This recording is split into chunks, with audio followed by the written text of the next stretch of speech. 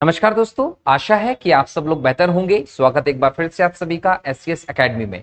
दोस्तों, इस क्लास में हम लोग डिस्कस करते हैं एमपीपीएससी प्रीलिम्स के इकाई 5 को लेकर दिए गए टॉपिक्स को। और जब आप इकाई 5 को देखते हैं एमपीपीएससी प्रीलिम्स की, तो यहाँ आपको भारत और मध्य प्रदेश की संवैधानिक व्यवस्था से संबंधित टॉपिक दिखाई पड़ते हैं। हम लगातार हमारी इस लेक्चर श्रृंखला के माध्यम से इन टॉपिक को कवर कर रहे हैं और हमारी पूरी कोशिश है कि एग्जाम में यहाँ से जो 10 क्वेश्चन आपको देखने वाले हैं वो आपसे सभी के सभी बन जाए। आज के इस लेक्चर में हम लोग डिस्कस करने वाले हैं एक और इंपॉर्टेंट टॉपिक को लेकर, और ये टॉपिक है दोस्तों भारत की सुप्रीम कोर्ट या सर्वोच्च न्यायालय को लेकर। भारत के सर्वोच्च न्यायालय से दोस्तों आपको एग्जाम में क्वेश्चन जरूर देखने को मिलेंगे, क्योंकि ये जो न्याय व्यवस्था का जो टॉपिक है ये करंट अफेयर में बहुत चर्चा में है। भले वो दिल्ली के सीएम के कारण जो उनको गिरफ्तार किया गया है उसको लेकर याचिका भेजना, फिर याचिका को वापस ले लेना, और ये सारी जो घटनाक्रम है, या फिर ईडी सीबीआई की चीजों को लेकर, या हम बोल सकते हैं कि जिस प्रकार से कई सारे वकीलों ने चिट्ठी लिखी है किसको, मुख्य न्यायाधीश जी को, कि किस प्रकार से न्यायपालिका के ऊपर दबाव बनाने का प्रयास किया जा रहा है, जजों के निर्णय को प्रभावित करने का प्रयास किया जा रहा है। उस संदर्भ में भारत के मुख्य न्यायाधीश को लेकर कुछ कदम उठाएं, कुछ आदेश जारी करें।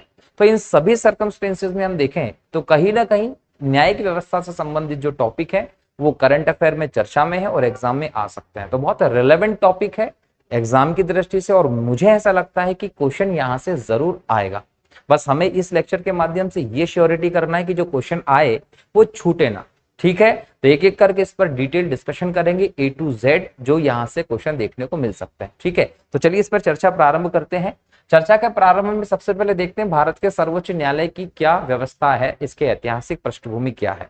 तो हम जहां देखते हैं कि भारतीय संविधान में अनुच्छेद 124 से 147 भाग 5 भारतीय संविधान का, और इसमें अध्याय 4 सुप्रीम कोर्ट से संबंधित व्यवस्थाओं को बताता है।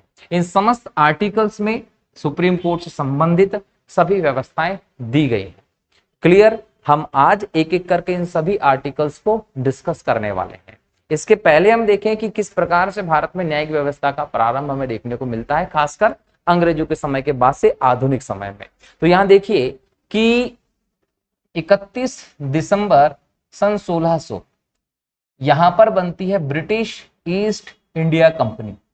ये ब्रिटिश ईस्ट इंडिया कंपनी बनी, और इस कंपनी का पहला कोई व्यक्ति जो भारत में आया वो आया 1608 में, कैप्टन हॉकिंस। व्यापारिक अनुमति लेने में यह सफल होता है, और कहीं ना कहीं इसके बाद भारत में अंग्रेजों की व्यापारिक गतिविधियां प्रारंभ होती हैं। व्यापारिक कंपनी के तौर पर ईस्ट इंडिया कंपनी भारत में आई। जैसे जैसे भारत में इसने शासन तंत्र को फैलाया, इसकी राजनीतिक व्यवस्था में रुचि बढ़ने लगी, और कहीं ना कहीं हम ये कह सकते हैं कि इसने भारत के साम्राज्य क्षेत्र को अपने कब्जे में करने की नीति को अपना लिया। अंततः हम देखें भारत की राजनीति को प्रभावित करते करते 1757 23 जून 1757 को प्लासी का युद्ध हुआ, और प्लासी के युद्ध में बंगाल के नवाब सिराजुद्दौला को बहुत बुरी तरीके से कंपनी ने हरा दिया।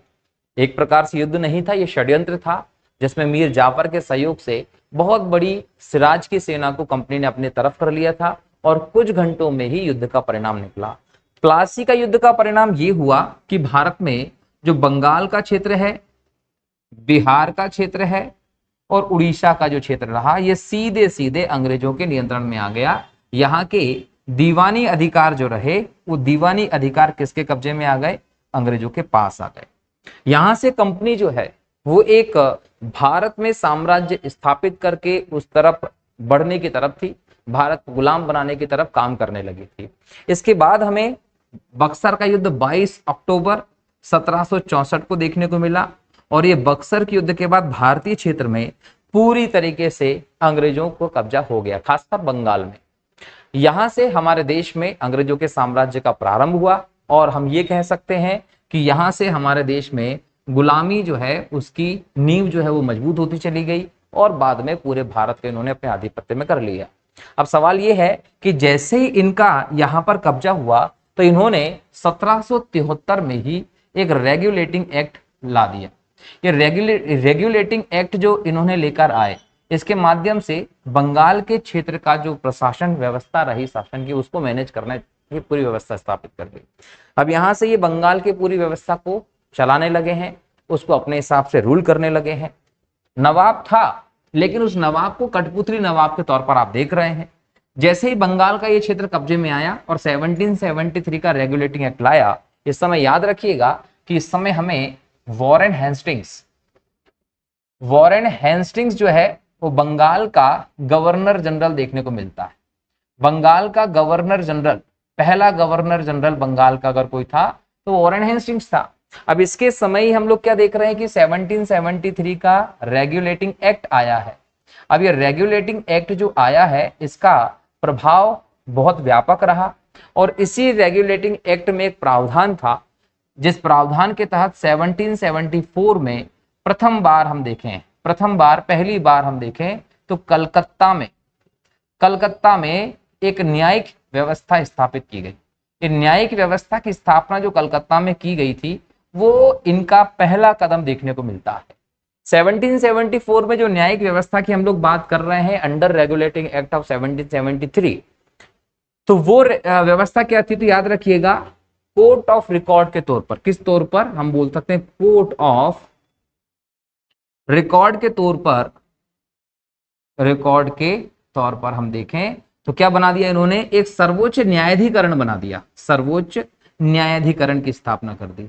और ये सर्वोच्च न्यायाधिकरण कहां बनाया है, तो ये बनाया है कलकत्ता में। तो ये फैक्ट आप लोग ध्यान रखिएगा कि 1774 में कोर्ट ऑफ रिकॉर्ड के तौर पर हम लोग यहां देख रहे हैं सर्वोच्च न्यायाधिकरण की स्थापना की गई कलकत्ता में। और इस सर्वोच्च न्यायाधिकरण में हम देखें तो हमें 3 जज देखने को मिल रहा है। 3 जज कौन कौन से, एक हमें देखने को मिल रहा है लिमेस्टर, एक देखने को मिल रहा है हमको हाइड, और एक हमको देखने को मिल रहा है चेम्बर्स। तो चेम्बर्स, लिमेस्टर, हाइड। यहां बोल सकते हैं कि लिमेस्टर चेम्बर में जाकर हाइड हो गया। और इसके जो मुख्य न्यायाधीश के तौर पर हम देख रहे हैं वो देख रहे हैं हम एलिजा इम्पे को। तो एलिजा इम्पे यहां पर मुख्य है और इनके अलावा 3 जो न्यायाधीश की व्यवस्था हुई थी। और ये सर्वोच्च न्यायाधिकरण था जो कलकत्ता में 1774 में स्थापित किया गया था कोर्ट ऑफ रिकॉर्ड के तौर पर।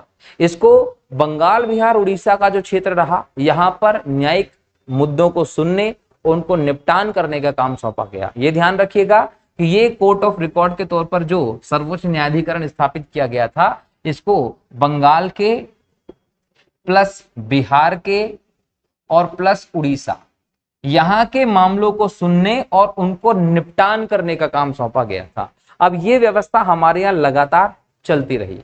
आगे जाकर हम देखें तो सन 1800 में और सन 1823 में व्यवस्था देखने को मिली।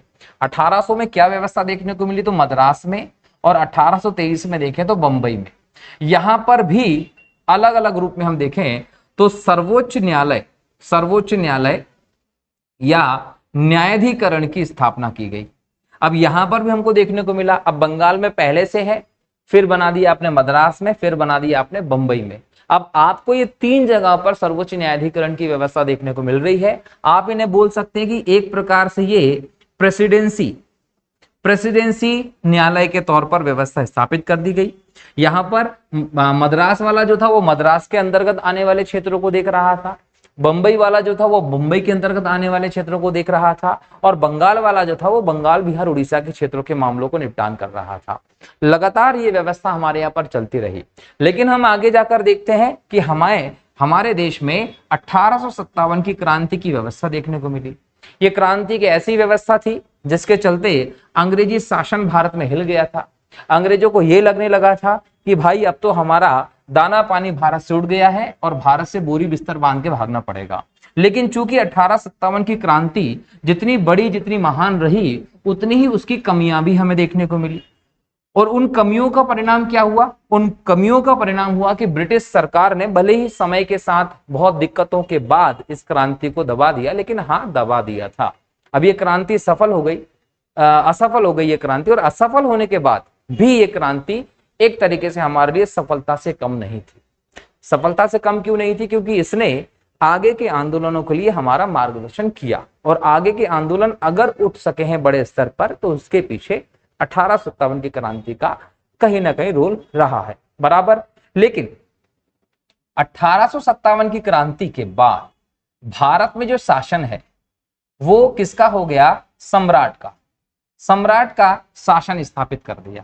कहने का मतलब कि पहले भारत में कंपनी का शासन चल रहा था, उस कंपनी के शासन को खत्म कर दिया गया और भारत में सीधे ब्रिटिश क्राउन का शासन स्थापित कर दिया गया। अब ईस्ट इंडिया कंपनी शासन में नहीं रही, शासन सीधे सम्राट का हुआ।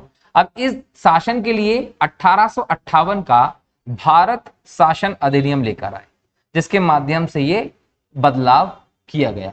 जो गवर्नर जनरल होता था भारत का, उसको वायसराय बना दिया गया, शक्ति थोड़ी सी बढ़ा दी गई और भारत सचिव जैसे पद को हम लोग यहाँ देखते हैं। इसी समय हम देखें तो न्याय व्यवस्था के संदर्भ में 1861 में एक और नया अधिनियम लेकर आए। इस अधिनियम को कहा गया भारत उच्च न्यायालय अधिनियम। ये भारत उच्च न्यायालय अधिनियम जो था ये कब आया था? 1861 में आया था। इस अधिनियम के माध्यम से भारत में जो प्रांत थे, कौन से प्रांत? ब्रिटिश प्रांत। ये ब्रिटिश प्रांतों में क्या किया गया?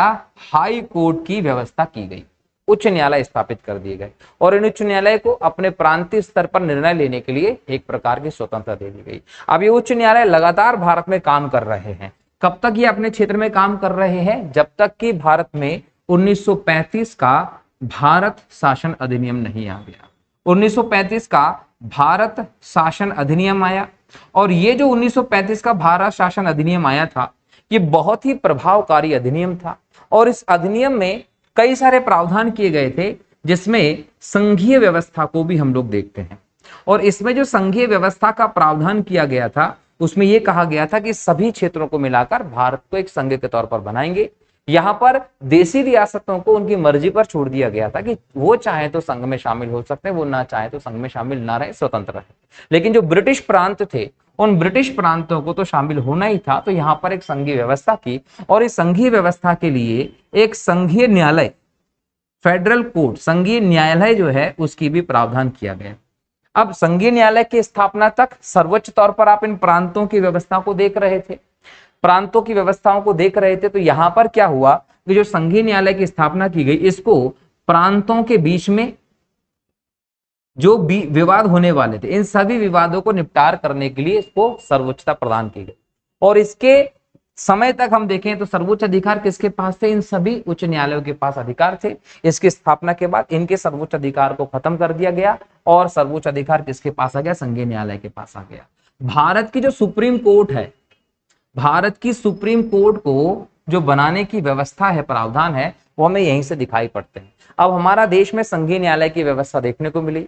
हम आगे जाकर देखें तो हमें 1947 में आजादी प्राप्त हुई और ये वो समय था जब संविधान निर्मात्री सभा, संविधान सभा बन चुकी थी।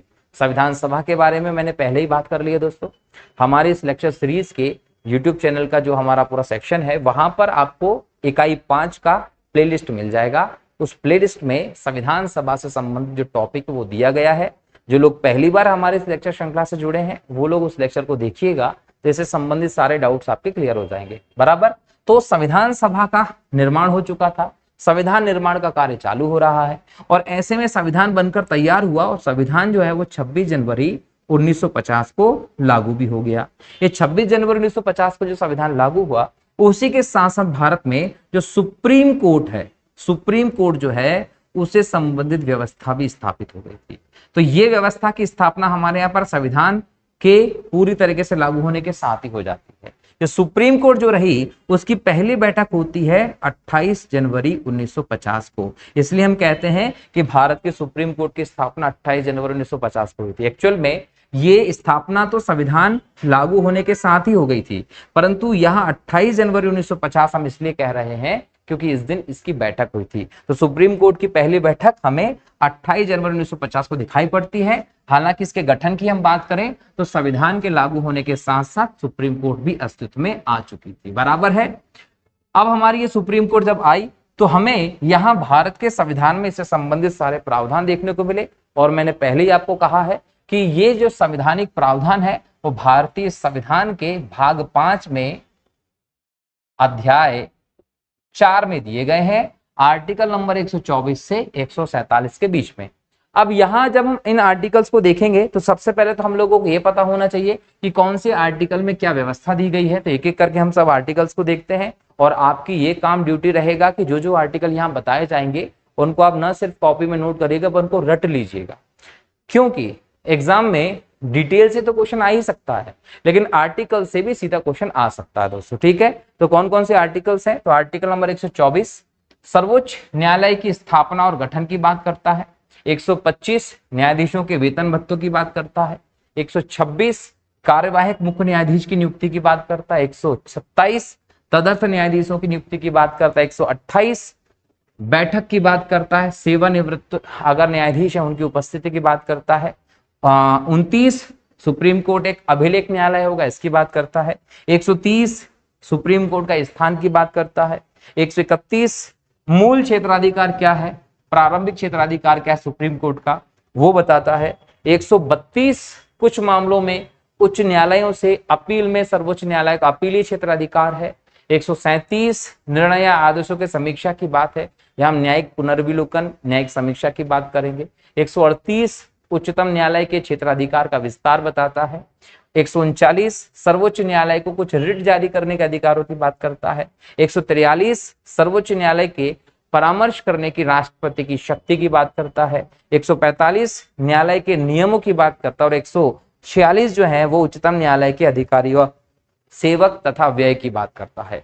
तो ये भारतीय संविधान के भाग 5 के सुप्रीम कोर्ट वाले सेक्शन के कुछ इंपॉर्टेंट आर्टिकल्स हैं जो आप लोगों को ध्यान रखना है।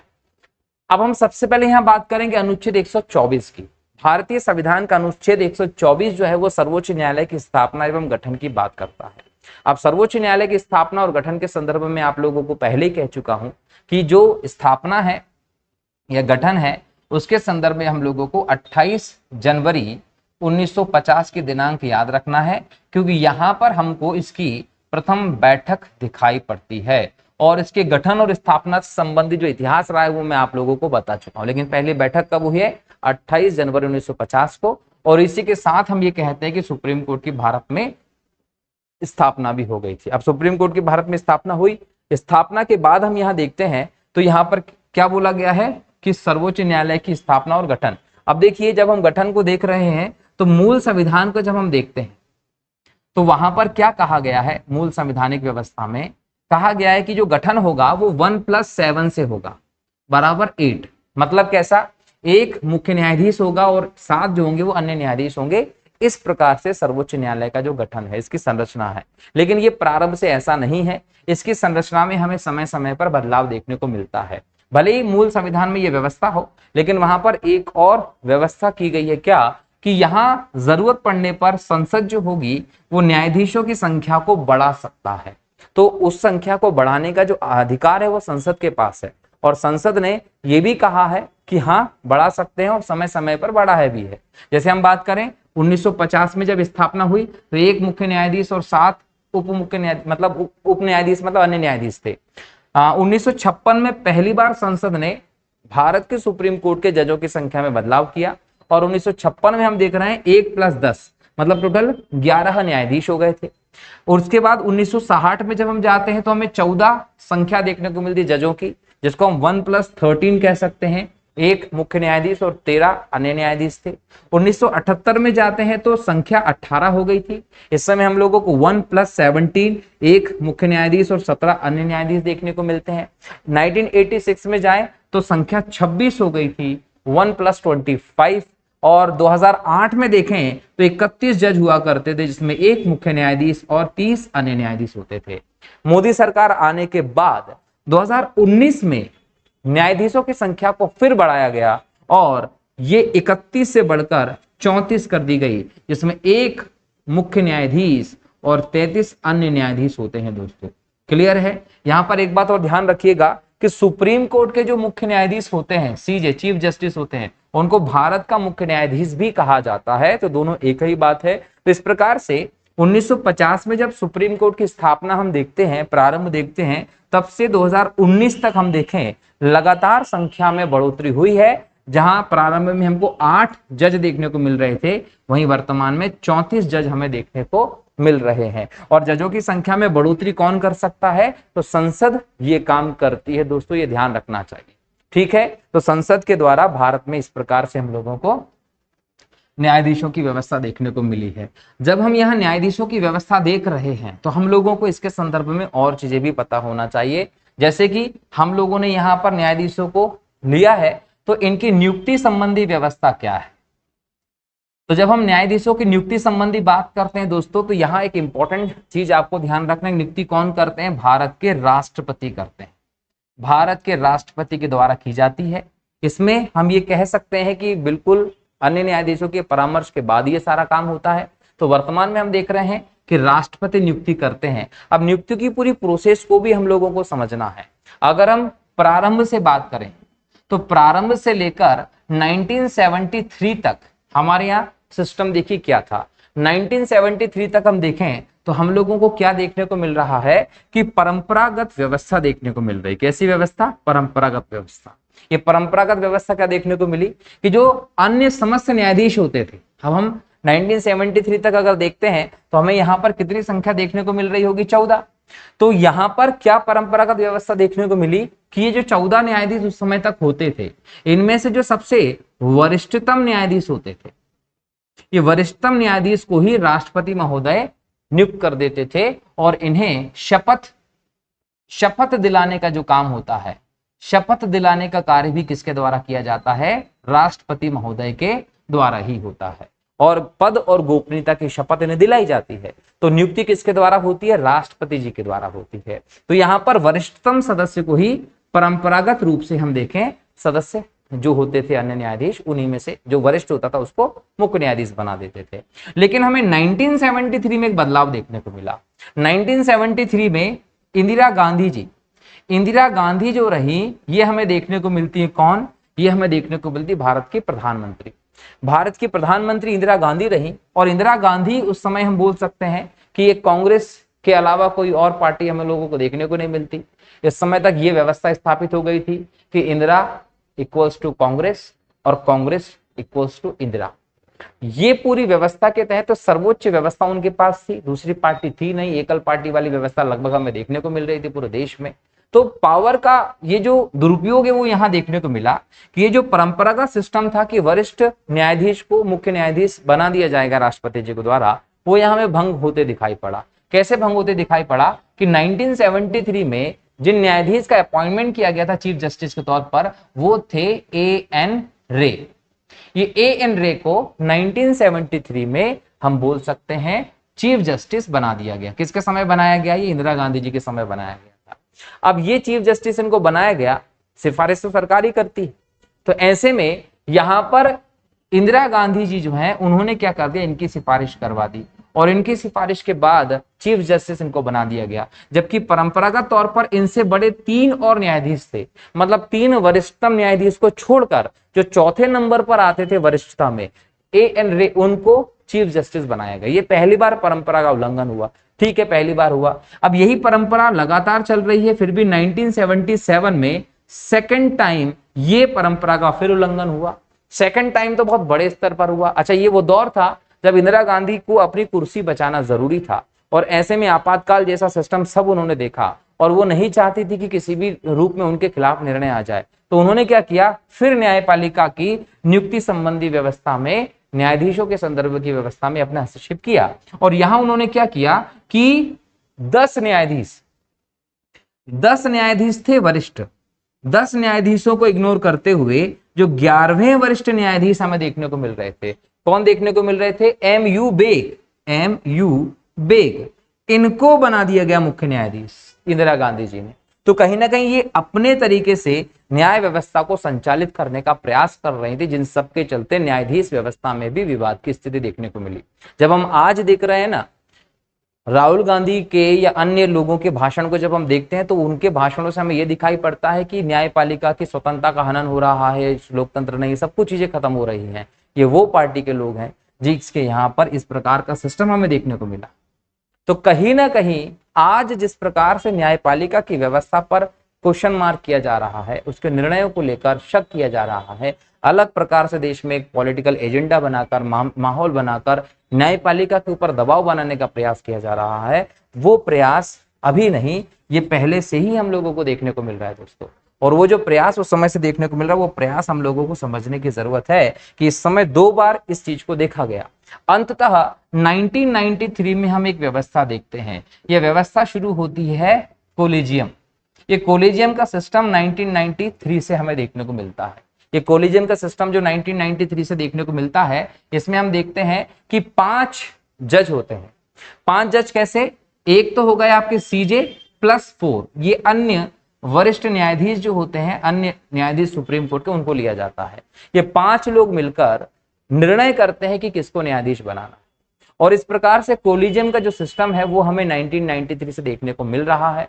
ये सिस्टम इसीलिए लेकर आए थे क्योंकि इसके पहले 2 बार व्यवस्था को गड़बड़ करने का प्रयास किया गया। तो 1993 से हम देखते हैं कि जो न्यायाधीशों का अपॉइंटमेंट होता है उसको संदर्भ में कोलिजियम की व्यवस्था को देखा जाता है। अब कोलिजियम की व्यवस्था को आप देखते हैं तो देखिए, एक ये सिस्टम है, यहां पर सीजे और यहां पर आपको अन्य न्यायाधीश देखने को मिल रहे हैं।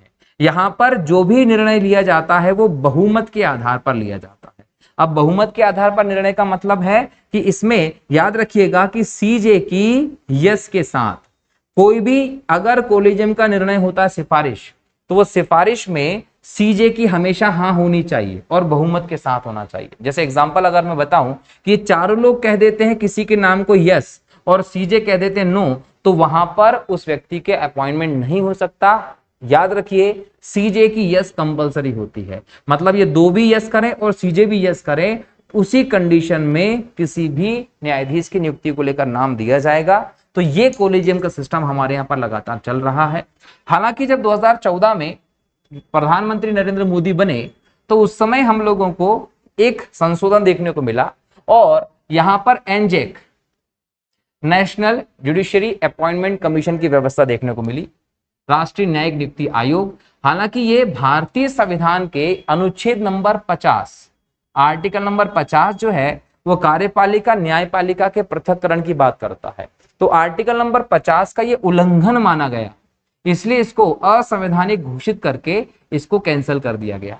क्यों इसका उल्लंघन माना गया? तो इसमें सभी व्यवस्थाएं ठीक थी, लेकिन इसमें एक कानून मंत्री जो है उसको जजों की नियुक्ति की व्यवस्था में शामिल करने का प्रावधान था। और आर्टिकल नंबर 50 सीधे कहता है कि कार्यपालिका न्यायपालिका का पृथक्करण दोनों अलग अलग काम करेंगे, लेकिन कानून मंत्री कार्यपालिका का हिस्सा था और उसे आपने न्यायपालिका में जजों की नियुक्ति संबंधी व्यवस्था में जगह देने की बात की। इसलिए इसको जैसे ही कोर्ट में रिव्यू के लिए भेजा गया, इसको संविधान की दृष्टि से गलत बता दिया गया, ये ध्यान रखिएगा। तो ये हम लोगों ने यहाँ पर किसकी बात की कि भारत में सर्वोच्च न्यायालय की स्थापना और गठन की क्या व्यवस्था है, न्यायाधीशों की नियुक्ति को लेकर क्या प्रावधान है, ये सब चीजें।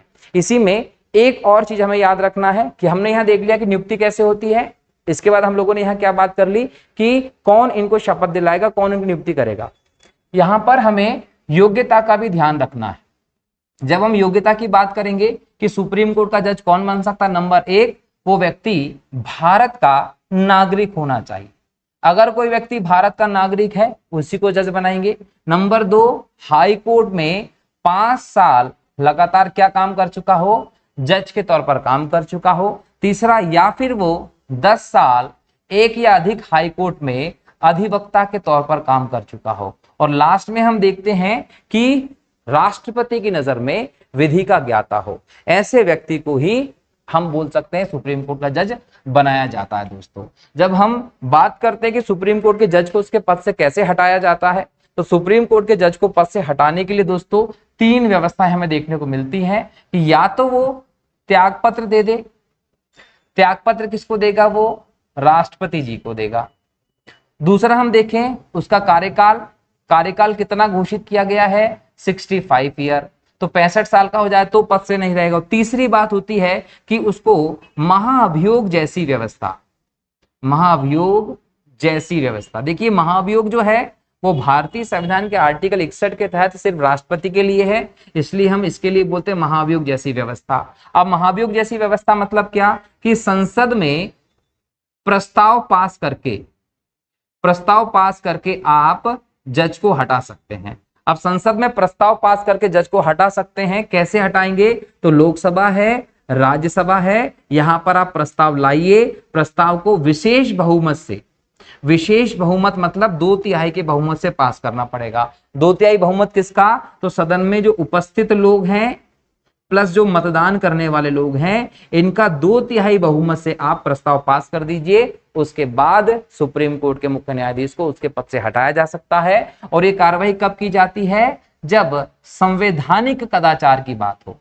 संवैधानिक कदाचार की बात हो मतलब जब वो संविधान के किसी मुद्दे के उल्लंघन के मामले में आएगा तो ही हम उसे हटा सकते हैं। तो यहां पर हमने ये देख लिया कि सुप्रीम कोर्ट के न्यायाधीश को कैसे हटा सकते हैं, और सुप्रीम कोर्ट के न्यायाधीश को हटाने की व्यवस्था के अलावा हम लोगों ने ये कह दिया है कि सुप्रीम कोर्ट के जो न्यायाधीश है उनका कार्यकाल कितना होता है? 65 साल की आयु तक होता है। 65 साल, इसमें न्यूनतम कुछ घोषित नहीं किया गया है। 65 साल की आप जैसी अवधि पूरी हो जाएगी तो आप जज के पद पर नहीं रहेंगे, ये ध्यान रखिएगा। तो ये पूरा सिस्टम जो रहा वो हमें न्यायपालिका के गठन, न्यायाधीशों की नियुक्ति, उनकी शपथ, उनका पद से हटना और उनके बोल सकते हैं कार्यकाल से रिलेटेड था। ठीक है दोस्तों, चलिए अब अगला आर्टिकल देखते हैं हम लोग। अगला आर्टिकल है आपका अनुच्छेद 125। अनुच्छेद 125 जो है वो न्यायाधीशों के वेतन भत्ते रिलेटेड बातें करता है। न्यायाधीशों के वेतन भत्तों के संदर्भ में हम देखें दोस्तों तो यहाँ पर जो भी सेवा शर्तें होती हैं वो संसद के द्वारा निर्धारित होती। कौन निर्धारित करता है? तो याद रखिएगा, संसद द्वारा निर्धारित होती है। और संसद द्वारा निर्धारित जो वेतन भत्ते हैं दोस्तों, उनमें हम देखें तो समय समय पर बदलाव भी किया गया है। पहले की तुलना में अगर अब देखें तो हमें नवीनतम जो बदलाव है वो 2021 में देखने को मिलता है। 2021 में उच्च न्यायालय और उच्चतम न्यायालय के न्यायाधीशों के वेतन एवं सेवा शर्तों में संशोधन विधेयक 2021 पेश किया गया, और इसके अंतर्गत हम बोल सकते हैं कि कहीं ना कहीं व्यवस्था में बदलाव किया गया। अब अगर हम देखें वर्तमान में सुप्रीम कोर्ट के मुख्य न्यायाधीश को 2,80,000 प्रति माह वेतन मिलता है। कितना वेतन मिलेगा? 2,80,000 प्रति माह। और ये है सीजे का, चीफ जस्टिस का। अन्य न्यायाधीश को कितना मिलता है? तो जो अन्य होते हैं उन्हें 2.5 लाख रुपए प्रति माह वेतन मिलता है दोस्तों। तो ये सुप्रीम कोर्ट के न्यायाधीशों के वेतन भत्ते की बात हो गई। सुप्रीम कोर्ट के न्यायाधीशों के वेतन भत्तों में, सेवा शर्तों में उसके पद के रहते दौरान कोई बदलाव नहीं किया जा सकता है। बदलाव अगर होता है कोई भी तब होगा जब आर्टिकल नंबर 360 की व्यवस्था जारी हो। अगर अनुच्छेद 360 के अंतर्गत वित्तीय आपातकाल की व्यवस्था होती है तभी इसमें कोई नकारात्मक बदलाव हो सकता है, वरना इसमें किसी भी प्रकार का नकारात्मक बदलाव हमें देखने को नहीं मिल सकता। एग्जाम में आप लोगों से सीधा क्वेश्चन पूछेगा कि सुप्रीम कोर्ट के न्यायाधीश जो होते हैं इनके जो वेतन भत्ते, सेवा शर्तें, इनका निर्धारण कौन करता है? तो संसद के पास इसकी शक्ति है दोस्तों। बराबर है कि नहीं है? चलिए इसके बाद हम देखें आर्टिकल 126 कहता है कार्यवाहक मुख्य न्यायाधीश की नियुक्ति। देखिए क्या होता है कि चीफ जस्टिस जो होते हैं भारत के मुख्य न्यायाधीश, वो अपने पद पर कार्य करते हैं। अब कभी कभी ऐसा हो सकता है कि वो किसी भी परिस्थिति के कारण वो अनुपस्थित होते हैं। अनुपस्थित होने के कुछ भी कारण हो सकते हैं, बीमार हो, किसी यात्रा पर गए हो, कोई काम करने गए हो, या फिर डेथ हो जाती है। तो किसी भी परिस्थिति में यहां पर राष्ट्रपति महोदय क्या करते हैं? राष्ट्रपति जी एक कार्यवाहक मुख्य न्यायाधीश की नियुक्ति कर देते हैं। ये कार्यवाहक मुख्य न्यायाधीश जो होता है वो जब तक नए मुख्य न्यायाधीश की व्यवस्था नहीं हो जाती तब तक मुख्य न्यायाधीश के तौर पर कार्य करता है। ये जब कार्यवाहक न्यायाधीश मुख्य न्यायाधीश के तौर पर काम करेगा तो जो वेतन भत्ते और सेवा शर्तें होती हैं वो सब वही लागू होंगी जो मुख्य न्यायाधीश को प्राप्त होते थे। मतलब मान लीजिए कि कोई व्यक्ति है, उसको कार्यवाहक मुख्य न्यायाधीश बना दिया राष्ट्रपति जी ने। अब जैसे उसको कार्यवाहक मुख्य राष्ट्रपति बना दिया तो जो वेतन लगभग कितना 2.80 लाख रुपए सुप्रीम कोर्ट के मुख्य न्यायाधीश को मिलता है, वही इस कार्यवाहक को भी मिलेगा। जो टेलीफोन सुविधाएं, जो सुरक्षा व्यवस्था, सब कुछ जो मुख्य न्यायाधीश को मिलता है वो सब कुछ मिलेगा उस कार्यवाहक मुख्य न्यायाधीश को। लेकिन कब तक? जब तक वो कार्यवाहक मुख्य न्यायाधीश के तौर पर काम करते हैं, और ये कौन नियुक्त करता है? राष्ट्रपति जी करते हैं दोस्तों। इसके बाद आर्टिकल नंबर 127 कहता है तदर्थ न्यायाधीशों की नियुक्ति। देखिए क्या होता है कि जो न्यायपालिका है, न्यायपालिका जो है इसमें हम लोगों को इंपॉर्टेंट बैठक या सत्र की व्यवस्था देखने को मिलती है। अब इसका कोई सत्र हो रहा है न्यायपालिका का, सुप्रीम कोर्ट का, अब उसमें क्या होना चाहिए? गणपूर्ति होना चाहिए। अब गणपूर्ति मतलब कोरम, कोरम का मतलब बैठक के लिए कम से कम कितने सदस्य हो तब बैठक हो पाएगी। तो सत्र के आयोजन करने के लिए आपको गण पूर्ति होना जरूरी है। कभी कभी ऐसा होता है कि सत्र बहुत जरूरी होता, बुलाना जरूरी है, लेकिन नियम को भी देखना पड़ेगा कि भाई गण पूर्ति हो रही कि नहीं हो रही, जितने सदस्य बैठक के लिए चाहिए उतने सदस्य हैं कि नहीं है। तो ऐसे में क्या किया जाता है कि जो हाई कोर्ट होती है, हाई कोर्ट के जो जज होते हैं, हाई कोर्ट के जज को ये कह दिया जाता है कि आप तदर्थ न्यायाधीश के तौर पर बैठक के तौर पर आ जाएं। ये काम मुख्य न्यायाधीश का होता है। तो क्या होता है कि हाई कोर्ट के जज जो होते हैं उसको तदर्थ न्यायाधीश के तौर पर इस बैठक की व्यवस्था तक के लिए बुला लिया जाता है। तो इसको कहते हैं तदर्थ न्यायाधीश की नियुक्ति। और ऐसे में जिस भी राज्य की हाई कोर्ट से जज को बुलाया जा रहा है, उस हाई कोर्ट के चीफ जस्टिस की और अन्य न्यायाधीशों का परामर्श भी लिया जाता है दोस्तों।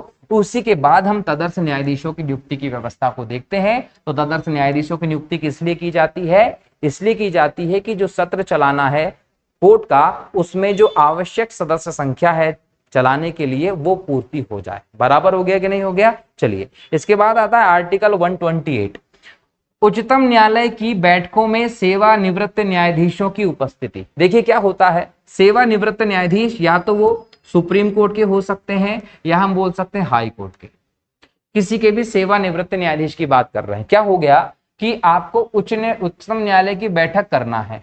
अब उच्चतम न्यायालय की बैठक करना है, उस बैठक में आपको जरूरत है कि कोई व्यक्ति से विधिक सलाह या किसी इंपॉर्टेंट व्यक्ति को वहां पर बुलाया जाए सहायता के लिए। तो ऐसे में सेवानिवृत्त न्यायाधीशों को बुलाया जा सकता है।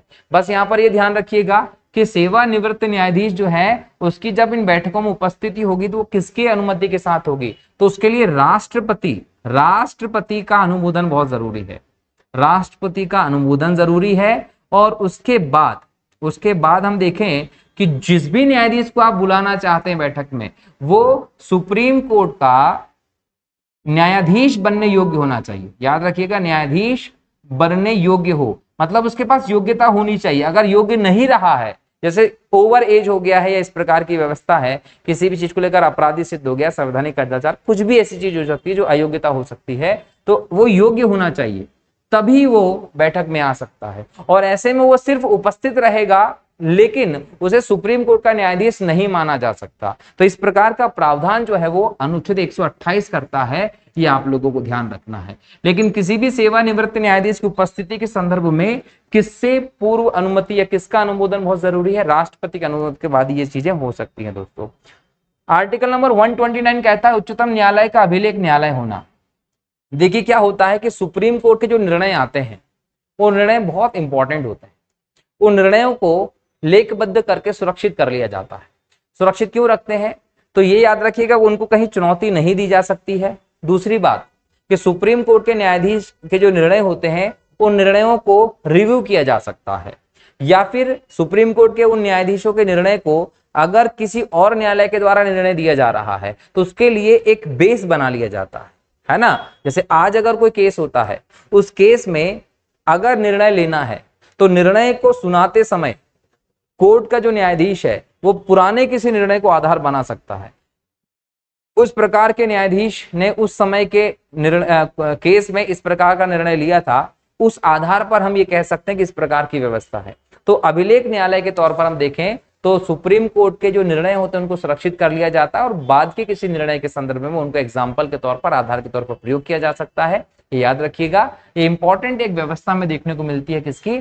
उच्चतम न्यायालय के अभिलेख न्यायालय की व्यवस्था के तौर पर।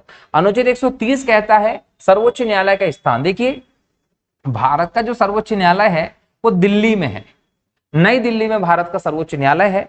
अब इस संदर्भ में हम इसको करंट से कोड करके देखेंगे। याद रखिएगा कि भारत का जो उच्चतम न्यायालय है वो नई दिल्ली में है और भारत के सुप्रीम कोर्ट के जो मुख्य न्यायाधीश हैं उनके पास ये पूरा अधिकार है, अगर वो चाहें तो किसी एक जगह पर या किसी अन्य जगह पर सुप्रीम कोर्ट की कोई शाखा या खंडपीठ को चालू कर सकते हैं।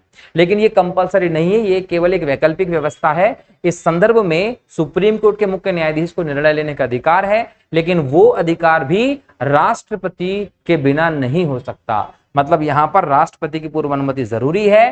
कोई भी अदालत या राष्ट्रपति या मुख्य न्यायाधीश, याद रखिएगा कोई भी अदालत राष्ट्रपति या मुख्य न्यायाधीश को सर्वोच्च न्यायालय को किसी अन्य स्थान पर नियुक्ति करने के निर्देश नहीं दे सकता है, ये ध्यान रखिएगा। ये सब वैकल्पिक व्यवस्था है और इस संदर्भ में मुख्य न्यायाधीश निर्णय लेते हैं, राष्ट्रपति जी की उस पर पूर्व अनुमति बहुत जरूरी होती है। अब इसको करंट से कैसे जोड़ना है, सबको पता है कि स्टालिन की पार्टी तमिलनाडु की पार्टी है। उदयनिधि स्टालिन ने सनातन विरोधी बयान भी दिया था, डेंगू मलेरिया कह दिया था। अब स्टालिन की पार्टी ने जो बयान दिया था अपने घोषणा पत्र में मेंशन भी किया, क्या मेंशन किया कि हम सुप्रीम कोर्ट की एक शाखा तमिलनाडु में स्थापित करेंगे। अब ये घोषणा पत्र सोचिए कि जनता को कितना मूर्ख बनाने का घोषणा पत्र हो सकता है। हम यहां पढ़ रहे हैं कि सुप्रीम कोर्ट का जो भवन है, जो स्थान है, वो नई दिल्ली है और इसमें राष्ट्रपति और मुख्य न्यायाधीश निश्चय करते हैं इस बात को लेकर कि कहां हो सकता है कहां नहीं।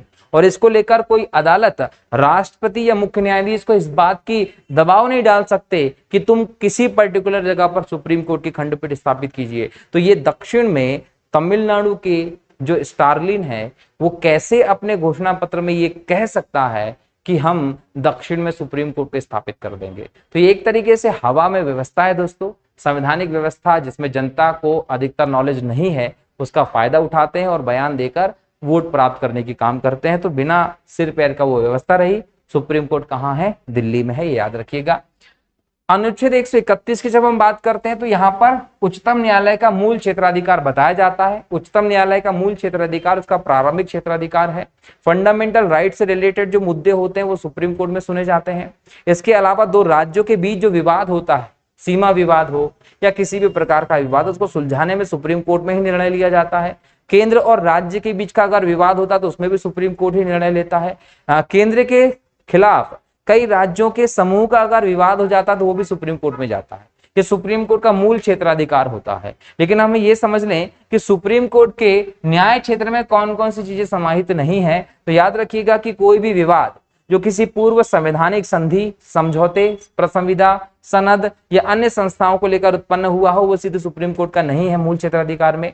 अंतर्राज्यीय जल विवाद के लिए एक न्यायाधिकरण बनाया जाता है दोस्तों, तो ये नहीं होता है। वित्त आयोग के संदर्भ के जो मामले होते हैं वो नहीं होते हैं। केंद्र एवं राज्यों के मध्य खर्चों एवं पेंशन के संदर्भ में समझौते के विवाद नहीं होते हैं। केंद्र एवं राज्यों के मध्य वाणिज्यिक प्रकृति वाला साधारण विवाद, केंद्र के खिलाफ राज्य के किसी नुकसान की भरपाई का जो विवाद होता है, ये विवाद उच्चतम न्यायालय के मूल क्षेत्राधिकार में नहीं आते हैं।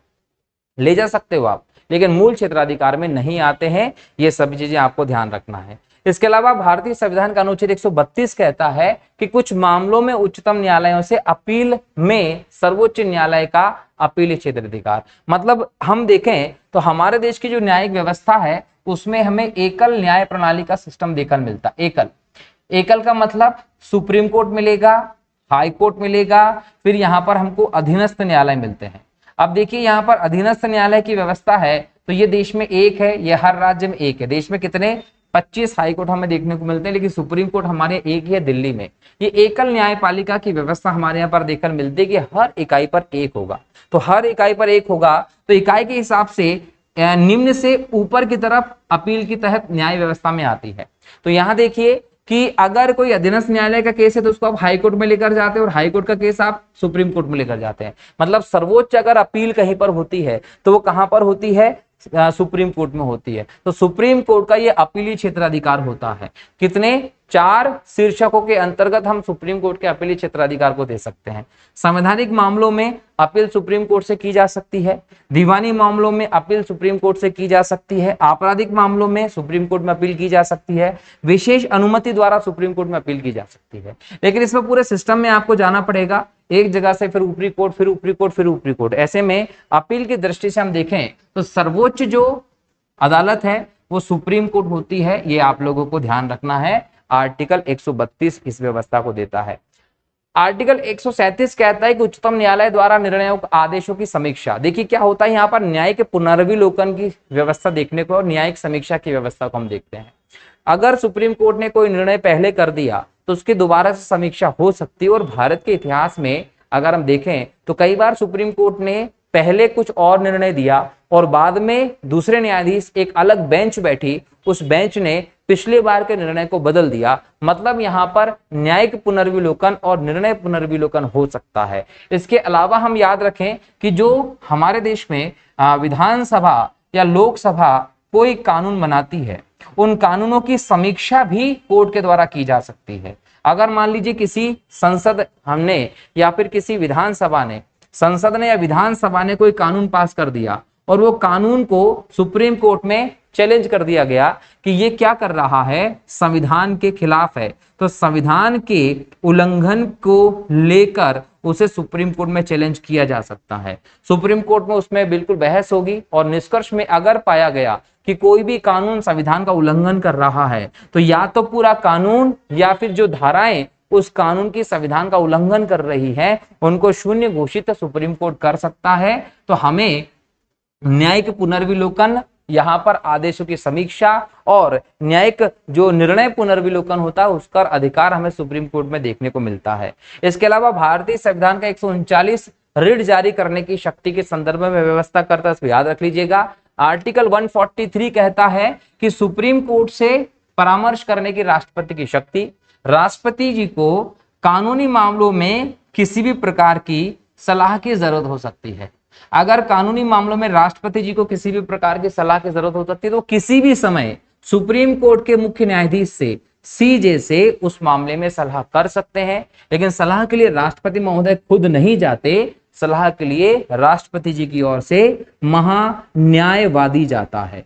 यह महान्यायवादी सलाह कर कर वापिस आता है और फिर इस प्रकार से पूरी प्रक्रिया संपन्न होती है। लेकिन यहाँ ना तो सुप्रीम कोर्ट के मुख्य न्यायाधीश बाध्य हैं और ना ही राष्ट्रपति बाध्य हैं। किस प्रकार की बाध्यता? ना तो राष्ट्रपति बाध्य है ना ही न्यायाधीश।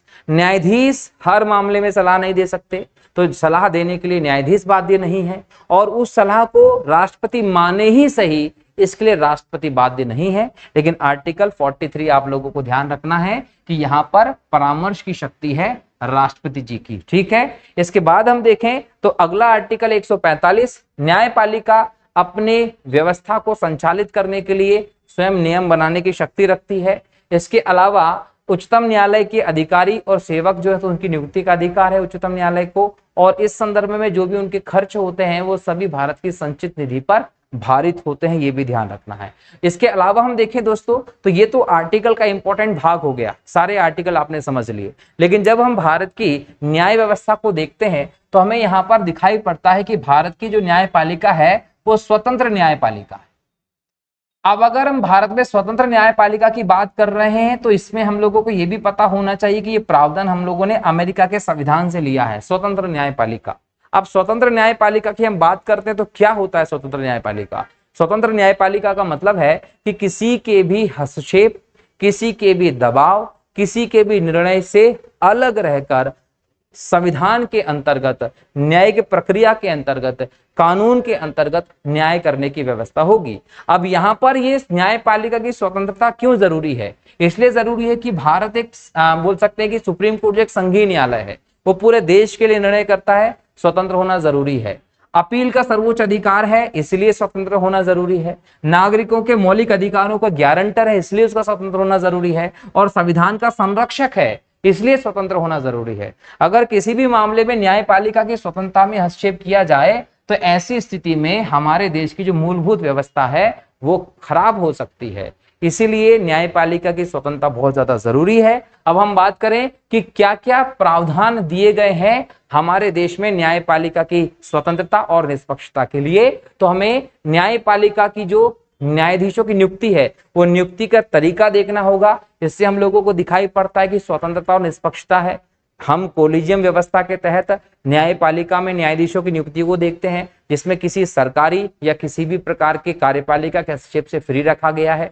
इसके बाद हम कार्यकाल की सुरक्षा की बात करते हैं। न्यूनतम कार्यकाल कुछ नहीं है, 65 साल तक आप न्यायाधीश के तौर पर काम कर सकते हैं, और अगर हटाना होगा तो महाभियोग जैसी कठिन व्यवस्था दे रखी है। इसके अलावा निश्चित सेवा शर्तें हैं, सेवा शर्तें भी निश्चित की गई हैं जिसमें उनके कार्यकाल के दौरान कोई नकारात्मक बदलाव नहीं किया जाता है। इसके अलावा संचित निधि पर भारित व्यय है, संचित निधि से वेतन जो भी चीजें होंगी वो समय से समय दिया जाएगा। न्यायाधीशों के आचरण पर बहस नहीं हो सकती जो आजकल हो रही है।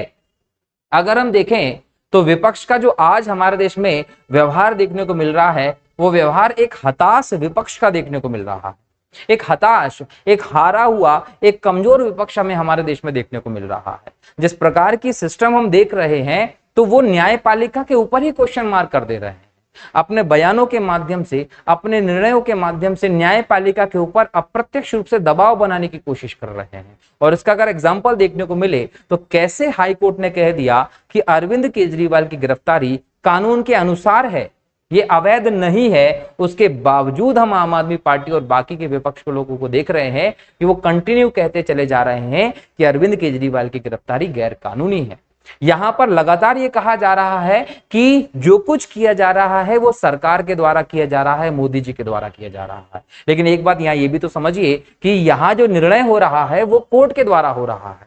तो अगर विपक्ष की बात को मान लिया जाए तो एक तरीके से क्या मोदी जी के कहने पर या केंद्र सरकार के कहने पर सुप्रीम कोर्ट और हाई कोर्ट निर्णय ले रहे हैं, तो ये कहीं ना कहीं न्यायपालिका के ऊपर क्वेश्चन मार्क करने की एक हम लोगों को स्थिति देखने को मिल रही है। तो ये हम कह सकते हैं कि न्यायाधीशों के आचरण पर आप बहस नहीं कर सकते, न्यायाधीशों के निर्णयों पर आप बहस नहीं कर सकते, उनको चैलेंज कहां कैसे करेंगे आप। तो कहीं ना कहीं ये जरूरी है। इसके अलावा सेवानिवृत्ति के बाद वकालत पर रोक लगा दी गई है। अगर सुप्रीम कोर्ट के मुख्य न्यायाधीश सेवानिवृत्त हो जाते हैं तो वकालत नहीं कर सकते। अपनी अवमानना पर दंड देने की शक्ति भी है, किसको? सुप्रीम कोर्ट को। तो यहां पर अपना स्टाफ नियुक्त करने की स्वतंत्रता है, न्याय क्षेत्र में कटौती नहीं कर सकते उसकी स्वतंत्रता है। आर्टिकल 50 के तहत कार्यपालिका से पृथक किया गया है। तो ये सभी के सभी भारत में न्यायपालिका की स्वतंत्रता और निष्पक्षता को सुनिश्चित करने के प्रावधान देखने को मिलते हैं। इसके अलावा कुछ विशेष बिंदु याद रखिए कि भारत के पहले मुख्य न्यायाधीश हीरालाल जय कानिया थे,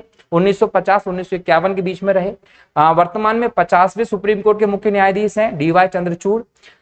पहली महिला मुख्य न्यायाधीश फातिमा बीबी रही। पहले मुस्लिम मुख्य न्यायाधीश रहे हिदायतुल्लाह जी। एम हिदायतुल्लाह एकमात्र चीफ जस्टिस रहे जो कार्यवाहक राष्ट्रपति बने थे। लोक अदालत की व्यवस्था 80 के दशक में पीएन भगवती जी की देन था। इनको भारत में लोक अदालत की व्यवस्था का जनक माना जाता है। इसके अलावा भारत के सुप्रीम कोर्ट के भवन का जो डिजाइन है वो केंद्रीय लोक निर्माण विभाग के प्रथम भारतीय अध्यक्ष वास्तुकार गणेश भीकाजी देवलालीकर जी के द्वारा तैयार किया गया। यह इंडो ब्रिटिश स्थापत्य शैली में बनाया गया था। और भारत में अब तक 2 न्यायाधीशों के खिलाफ महाभियोग का प्रस्ताव लाया गया। एक न्यायमूर्ति वी रामास्वामी 1991-93 के बीच में और न्यायमूर्ति दीपक मिश्र 17-18 के बीच में। इनको लेकर संसद में महाभियोग का प्रस्ताव लाया गया, लेकिन वो प्रस्ताव पास नहीं हो पाया। इसलिए हम ये कह सकते हैं कि भारत के किसी भी मुख्य न्यायाधीश के खिलाफ अभी तक महाभियोग का प्रस्ताव पास नहीं किया गया है। क्लियर दोस्तों? तो ये भारत की न्याय व्यवस्था, सुप्रीम कोर्ट से संबंधित इंपॉर्टेंट टॉपिक्स थे जिनको हम लोगों ने आज डिस्कस किया। अगले लेक्चर में फिर नए टॉपिक के साथ आप लोगों के सामने रहूंगा। तब तक के लिए बहुत बहुत शुक्रिया दोस्तों। जय हिंद, जय भारत, वंदे मातरम, जय श्री राम दोस्तों।